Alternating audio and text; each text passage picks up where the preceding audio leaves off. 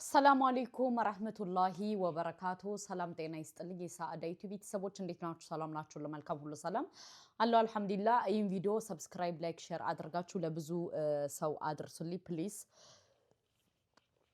እንግዲህ እሱ ምንድነው እውነት ለመናገር ማለት ነው የኛ ኢትዮጵያዊ ለሁለት ጎራ ተለይተዋል ማለት ነው ድል ለእስራኤል ድል ለኢራን ብላችሁ በጣም እየተማጎታችሁ ነው ማለት ነው በመጀመሪያ ደረጃ ምን አገባችሁ ሲጀመር እነሱ የራሳቸው እንጂ እኛ ምን አገባን በመጀመሪያ ደረጃ ምክንያቱም አይመለከተንም በማይመለከታችሁ ጉዳይ ገብታችሁ ለምንድነው የምትጣሉት ነው የኔ ጥያቄ በማይመለከታችሁ በማያገባችሁ ነገር ገብታችሁ ለምንድነው በዚህ ደረጃ የምትጣሉት ሁለተኛ ደረጃ ደግሞ ዛሬ ሁላችሁ ልንገራችሁ አሁን ይሄ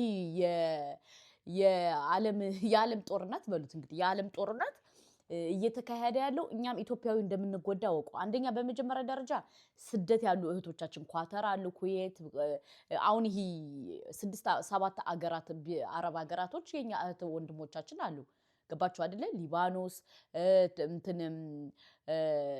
ኩዌት ዱባይ አሉ እኛ ኢትዮጵያዊ እህቶቻችን ማለት ነው ወንድሞቻችንም ነፍሰሽ ማለት ነው ለምንድነው ድለከሌ እምትሉ በመጀመሪያ ደረጃ በሁለተኛ ደረጃ ደግሞ እኛ ነው የምንጎዳው ገባችሁ እነሱ ወደው ፈቅደው ፈልገው እየተጸዛጠዙ እኛ ድለዛ ማለት አይጠበቅብንም ለምን ካላችሁ የኛ እህቶቻችን ያልፍልናል ብለው በስደት ሀገር ወጥተው ከሰው ቤት እየሰሩ ያሉ እህቶቻችን አሉ ገባችሁ በዚህ ጦርነት እህቶቻችን የሆነ ነገር ቢሆኑ ያመናል አይደለ ስለዚህ ለምንድነው ድለዚህ የምንለው እኔ እኮ ግርም የሚለኝ እኛ ሀበሻ ስንባል ማለት ነው ከምረንም ነገራችሁ በጣም ነው የሚገርመኝ ድለከሌ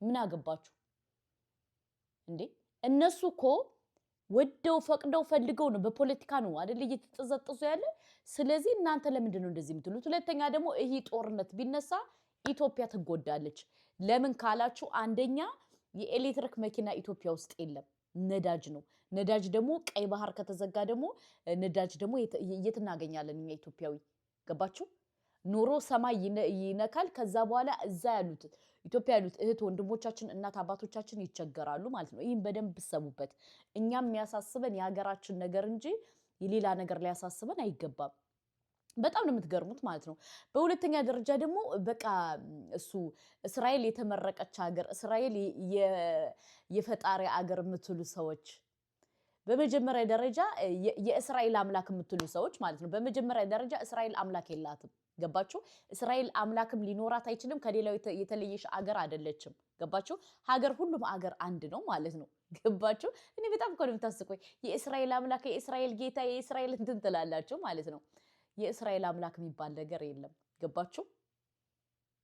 ገባችሁ ከምር እኔ በጣም ነው የምትገርሙኝ በጣም ነው ስትጠዛጠዙ የነበረ በኮሜንት ማለት ነው ለማንኛውም ይሄ ጦርነት ከተነሳ አንደኛ የምንጎዳው እኛ ኢትዮጵያዊ ነን በጣም በብዙ ነገር ገባችሁ ይሄን ነገር በደንብ ልታስቡበት ይገባል ድለከሌ አትበሉ በመጀመሪያ ደረጃ እስራኤል የራሷ የሆነ ነገር አላት ፍልስጤም እሷ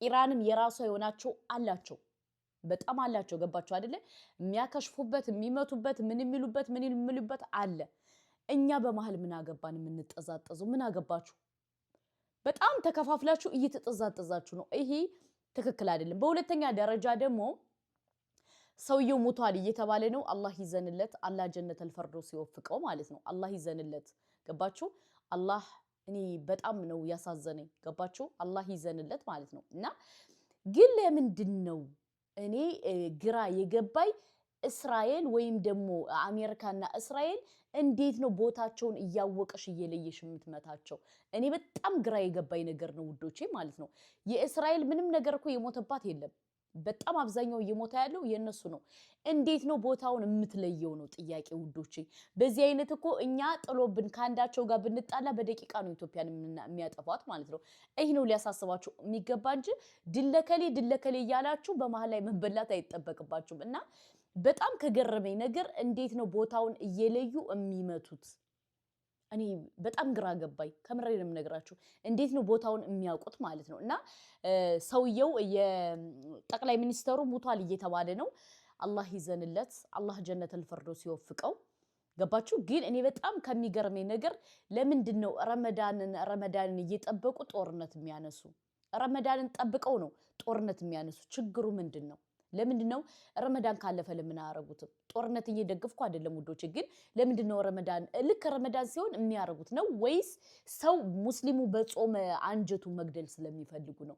በጣም ጥያቄ ከሚፈጥርብኝ ነገር ይሄ ነው። ገባችሁ አይደለ? በሁለተኛ ደረጃ ደግሞ በጣም ከሚገርመኝ አባባል የእስራኤል አምላክ የሚሉ አሉ። የእስራኤል አምላክ የላትም ሊኖራትም አይችልም። በሁለተኛ ደረጃ ደግሞ የኢትዮጵያ ጋዜጠኞች ይህን ስታዩ ምን ተሰማችሁ? እግረኛው ሚዲያ ኢቢኤስ ምን ተሰማችሁ? ለዚህ አካል ነው እናንተ ስደግፉ የነበራችሁ ለዚህ አካል ነው። እና ለማንኛውም ልቦና ይስጣችሁ። እና ለማንኛውም እህት ወንድሞቻችን በማገባችሁ እየገባችሁ አታሽቃብጡ። ግን የሚያሳስበው በጣም ትልቁ ኢምፖርታንቱ ጉዳይ በየአረብ ሀገራት ያሉት እህት ወንድሞቻችን አስባችሁታል? እኔ ቅድም የሆነ ቪዲዮ አየው ማለት ነው። በጣም ነው ያሳዘነችኝ። እናቴ ማርያም እያለች ማለት ነው። የኔ እናት ያንቺ እናት አታሳፍረሽ፣ አይዞሽ አብሽሪ። እና ኳተር ነው ማርያም ድረሽ ትላለች ልጅቱ ማለት ነው። አታሳፍርሽም ብዬ አስባለሁ ማለት ነው። ግን ለምንድን ነው እግዚአብሔር የፈጠርከኝ ጌታ ድረስልኝ ለምንድን ነው የማትይው ማርያም የምትይው ማለት ነው? እና እኔም እንደሚመስለኝ ማርያም አይባልም ብዬ ነው የማስበው። እና ለማንኛውም ውዶቼ፣ ማሮቼ፣ ፍቅሮቼ፣ እህት ወንድሞቼ በያላችሁበት ያላችሁ ኢትዮጵያዊ አላህ ይጠብቃቸው። ግን በቻላችሁት መጠን ራሳችሁን ጠብቁ። አሁንም ወደ ሳውዲ አረቢያ እመዛለው ብላለች። እንግዲህ ፍልስጤን ማንም ትባለው ኢራን ወደ ሳውዲም ወደ ምንም እመዛለሁ ብላለች። እና የተለያዩ ቲክቶከሮች በጣም አስተያየታቸውን እየሰጡ ነው። ለካ ጦርነትን ማለት በቅርብ ስታዩ በጣም ከባድ ነው እያሉ ነበረ። እህት ወንድሞቻችን በየአገሩ በግ ፍየል ምናምን የሚጠብቁ እህት ወንድሞቻችን አላህ ይጠብቃችሁ። እናንተንም በያላችሁበት። እናቴን ከስደት ሀገር ተሰዳችሁ እንደዚህ አይነትን ሲፈጠር በጣም ነው ከባድ ነው። ገባችሁ? ለምን ካላችሁ ብዙ ነገር አለ፣ በጣም ብዙ ማለት ነው። እና አላቅ በያላችሁበት አላህ ይጠብቃችሁ እህት ወንድሞቻችን። በሁለተኛ ደረጃ ደግሞ ድለከሌ የምትሉት ደግሞ ለእናንተ ልቦና ይስጣችሁ። ምክንያቱም ከዚህ ጋር የሆነ ነገር ቢሆን አንደኛ የምትጎዳው ኢትዮጵያ ስለሆነች፣ አንደኛ እኛ በኢኮኖሚ ደካማ ስለሆነ፣ ሁለተኛ ደግሞ ጋዙ ምናምኑ ከቀረ እኛ ኢትዮጵያዊ በጣም እንቸገራለን። ለምን ካላችሁ ፍልስጤን እስራኤል ኢራን እዘጋለው መንገዱን እያለች ነበረ። ለማንኛውም አላህ ይጠብቃችሁ እህት ወንድሞቻችን። ግን ተከፋፍለውን መዋቀጥን ሳይሆን ሁላችንም በየሃይማኖታችን ጸሎት ብናረግ አግባብ ነው ብዬ እላለሁ። ለምን ካላችሁ ከባድ ነው፣ በጣም ከባድ ነው። ገባችሁ? ምክንያቱም አንዳንዴ ከማላመጥ ማዳመጥ ይላል የሀገሬ ሰው ማለት ነው። ገባችሁ? ብቻ አላቅም። አላህ ይህን ነገር ሰላም ያድርገው ብዬ ነው እኔ የማስበው። አላህ ይዘንልን፣ አላህ ይዘንላችሁ። ግን እህት ወንድሞቻችን በያላችሁበት በዓለም ዳርቻ አላህ ይጠብቃችሁ። እኔ የምላችሁ ውዶቼ፣ እኛ እኮ ለአሜሪካ ቅርብ ነን ማለት ነው። የሆነ ነገር ብንል አናታችን ብትለንስ ትላላችሁ። እና ለማንኛውም እህት ወንድሞቻችን ይህን ነው የምላችሁ። በሁለተኛ ደረጃ ደግሞ በማይመለከታችሁ እየገባችሁ አታሽቃብጡ። አሁንም ቢሆን የምላችሁ በማይመለከታችሁ ገብታችሁ ከመለፍለፍ አዳምጡ። ገባችሁ? እኛ ለማንም እንትን ማለት አይጠበቅብንም። ለምን ካላችሁ የራሳችን ብዙ ችግር አለብን፣ በጣም ብዙ ችግር አለብን። እና ድለከሌ እያላችሁ ባትባሉ መልካም ነው እላለሁ። እንግዲህ እህት ወንድሞቻችን በየአረብ ሀገራት ያሉት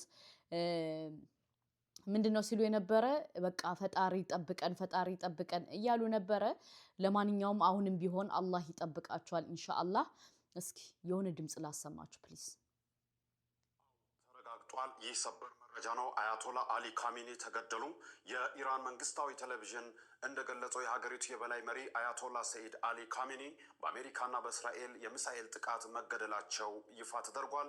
ጥቃቱን እንግዲህ ተከትሎ የቤተሰቦቻቸው አባላትም አብሮ የተገደሉ እንዳሉ ተገልጿል። ኢራንም የ40 ቀናት የብሔራዊ ሀዘን አውጃለች። ለ35 ዓመታት ኢራንን በበላይነት የመሩት አያቶላ አሊ ካሚኒ የሚተካው ማን ይሆን? የሀገሪቱ መንፈሳዊ የፖለቲካ መስመርስ ከዚህ በኋላ የሚቀይሰው ማን ነው? ጦርነቱ ምን መልክ ይይዛል?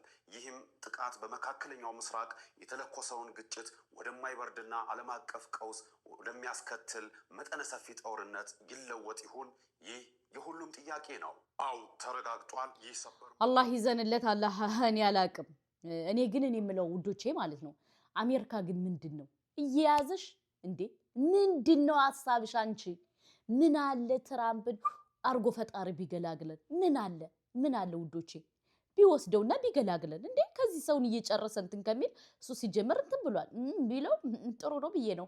እና ለማንኛውም እህት ወንድሞቻችን በያላችሁበት ቦታ አላህ ይጠብቃችሁ።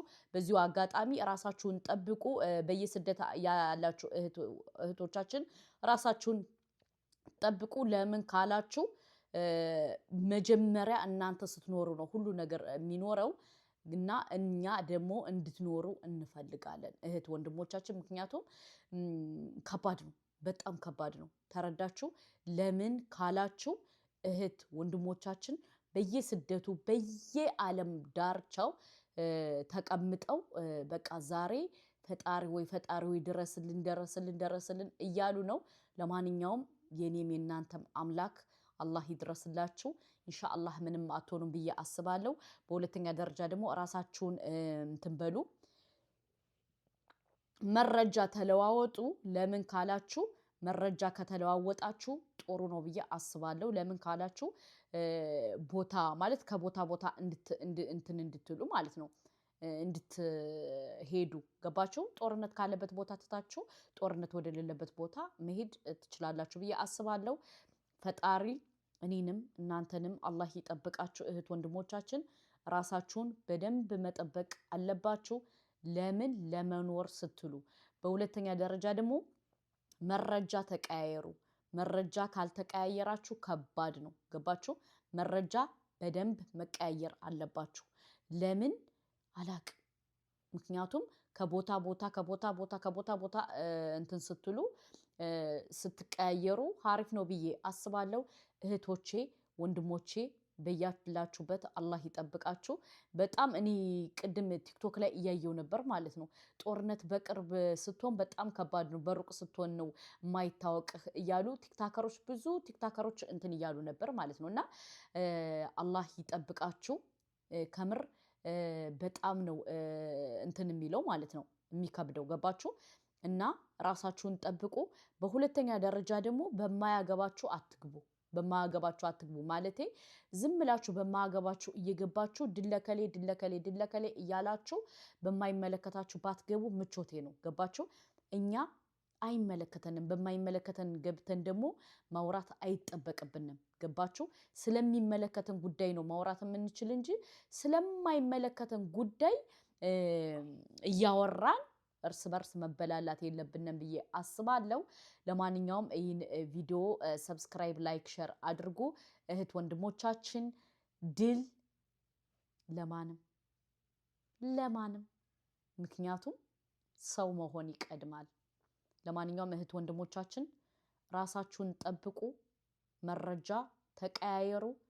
አላህ እኔንም እናንተንም አላህ ይጠብቀን። ሰላም አለይኩም ወራህመቱላሂ ወበረካቱ።